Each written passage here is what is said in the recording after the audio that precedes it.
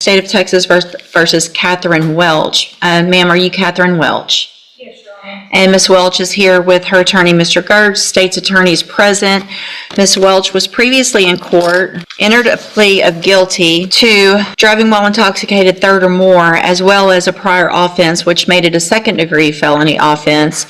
There was no agreement with regard to punishment. I have received the pre-sentence report, and has everyone had an opportunity to review that report? We have, Judge. I have, Your Honor. Are there any additions or corrections to that report? Not from the state, other than I want to acknowledge I have received Mr. Gertz's sentencing memorandum as well. I'm going to get to that too in just a second. Any additions or corrections? Aside from the one comment that I make in the sentencing memoranda about a comment that she made about rehabilitation, I think it's more of a clarification, so I'm happy to touch on that. But other than that, we don't have any additions or corrections. Okay. And Ms. Smallfino has already stated, as well as I received the sentencing memorandum at 5:47 p.m. yesterday. I'm going to point that out for the record. The Harris County judge got her sentencing memoranda at midnight, so. Well, it was reviewed quite early this morning, but I did review it. Ms. Smallfino, you've had time to review it as well? Same, Your Honor. Okay. Other than that, I think you all should have a couple, there's only a few, but there were some jail incident reports that should have been provided to council. Did you both receive those as well? Yes, Judge. I did. Okay. Is everyone ready to proceed with sentencing then? Yes, Judge. Yes. All right. Mr. Gertz, do you have witnesses? I'm not going to call any live witnesses unless the court requires it. When we have a person present from the Dream Center, if the court wants to inquire about that, I would essentially let her come up and talk if you want to have that conversation. But Okay. I think, our focus here is going to be on the topics that we talked about or write about in the sentencing memo. And, just sort of allowing, if the court decides to do what we're asking you to do, we are open and welcome to whatever the court requires of her Sure. to enter and successfully complete. We just wanted you to have that option on the table as well. That Okay. is an option that doesn't cost the court anything. Right. The state anything. And for the record, I'm aware of the Dream Center and their program and what they do. And so if I have any specific questions, if we get to something where I would need that, then I appreciate them being here and I'll ask those questions. Ms. Malfino, does the state have any witnesses? No, Your Honor. All right, then argument. Judge, I want to, I recognize this is a unique case and a unique ask that we're making here. This is not something small that we're asking for. I have sort of personally taken Catherine on over the last 3+ years, I guess almost 4 years, as a project for me, if that makes any sense. And what I mean by that is I really wanted to put to the test, could this person do everything that I asked her to do to at least get her an opportunity to be here in front of you asking what we're asking for? She exceeded my expectations by doing the 90-day inpatient rehabilitation. And while she was there, she started to explore with her counselors and her therapists there some of the underlying issues that went beyond just physical addiction, but actually had to do with her mental health and some of the things that she's experienced in her life. I'm not going to detail them on the record, but the court is aware of what those things are. Incredibly traumatic events that I think she had repressed and had never really addressed and explored. And so those counselors recommended not just aftercare, but a specific outpatient program to address some of the trauma issues that she's had. She went and checked into that program, stayed for basically a year, and again, did everything we asked her to do. When I told her to go get her own drug patch, I told her to go get her own interlock device. She did all of that. Those records should be attached to the memo. She was successful, has been following the rules, doing everything we've asked her to do. Had been going to AA, had gotten a counselor, actually reached out and befriended the director of the Dream Center to try to figure out what she can do next to sort of commit herself to her sobriety and to fixing the mental health issues that I think stem from the challenges that she faced as a young person. She, sometimes it's easy to look at one side of the ledger, the rap sheet or the criminal history, and think that that defines this person.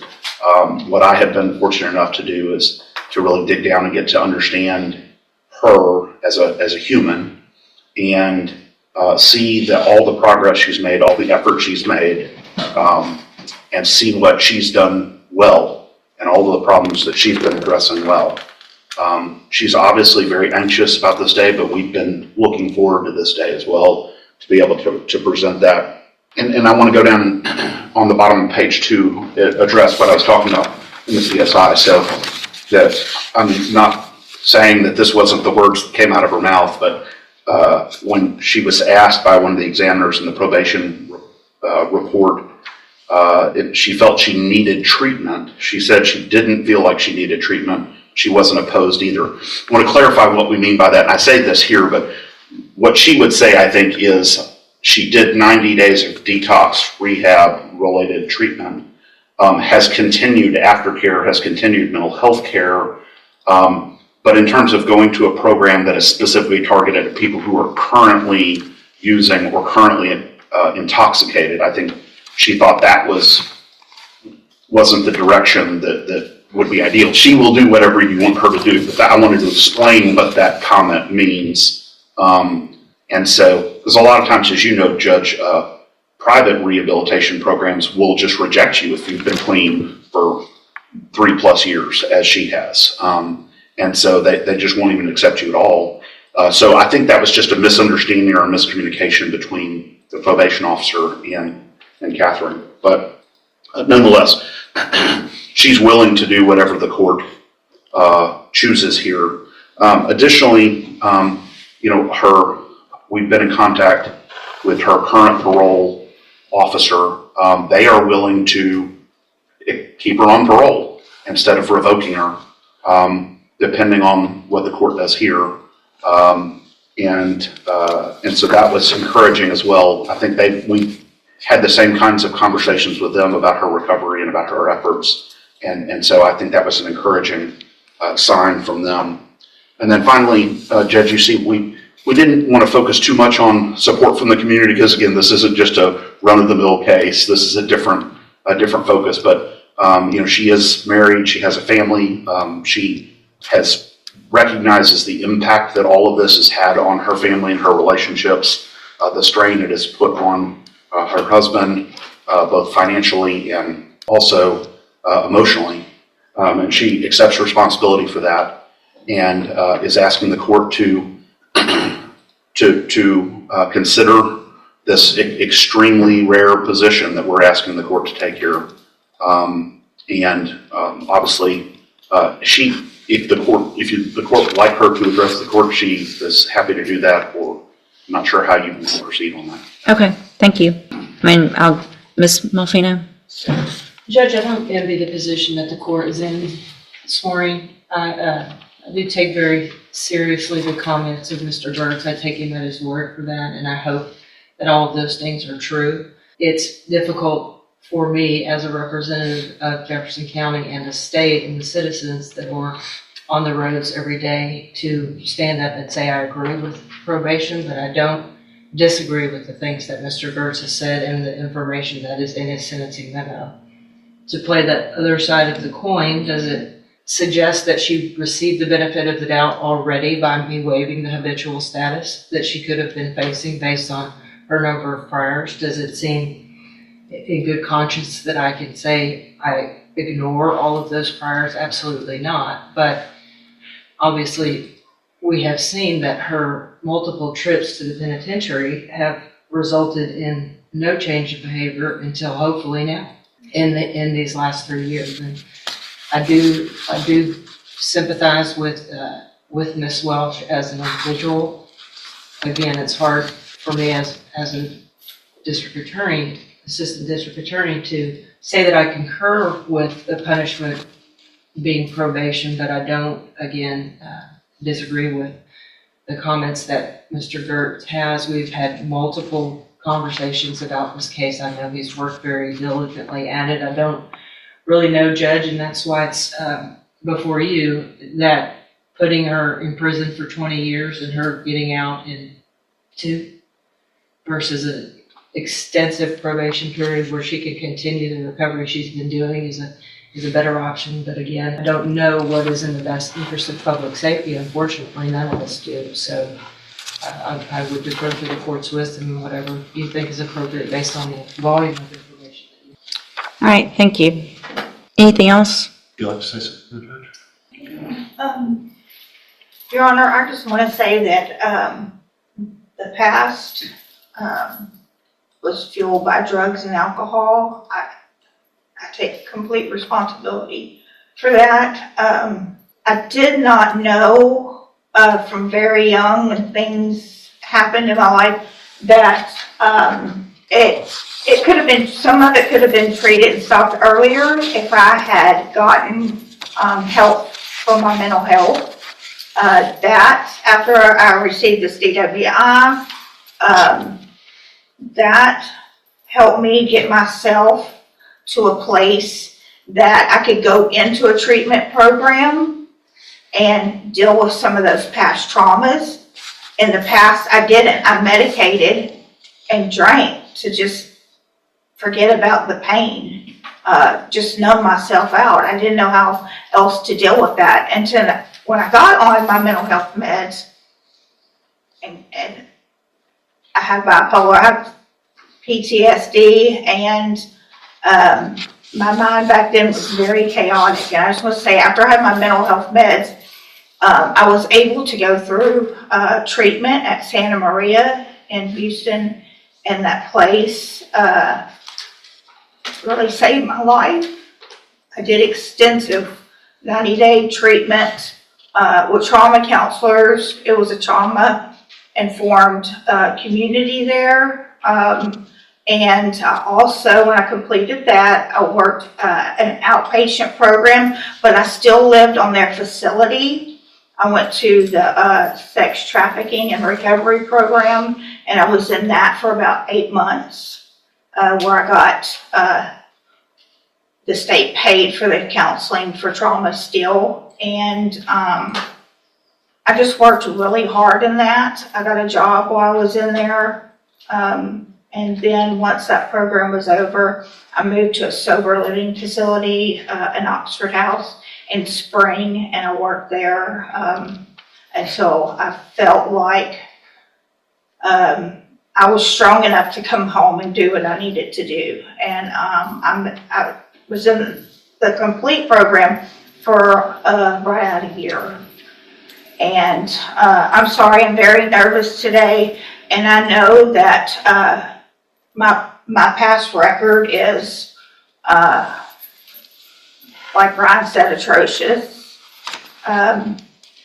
But you know, the things that I had to deal with within myself from when I was a little girl, those are things that you don't go to prison, even in their programs there, that you don't talk about. It's just, you just don't. And I'm asking you, please do not send me back to prison. I want to move forward. I have moved forward in my life, and this year that I've been in jail has given me more time to think and know that I am definitely headed in the right direction. I have a sponsor. I attend AA at home. I had moved on with my life as far as I could with my sobriety. I mean, I knew this charge was out there. And I think I made some good, really good choices with my Mid-County AA friends. They've helped me a lot. And I am open to anything. I will abide by all the rules and do anything that's asked of me. And I think, no, I know now that I'm responsible and capable of taking care of my business and my life. Thank you. So, Ms. Welch, this Ms. Malfino probably said it yet best, and I get this often, and they don't envy my position, and this is the worst part of my job. But I worked hard to get here, and it's my job.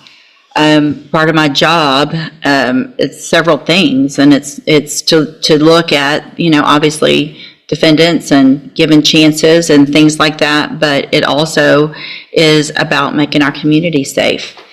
And I have to look back, this is your 10th DWI. It's not your 5th. It's not your 8th. It's the 10th.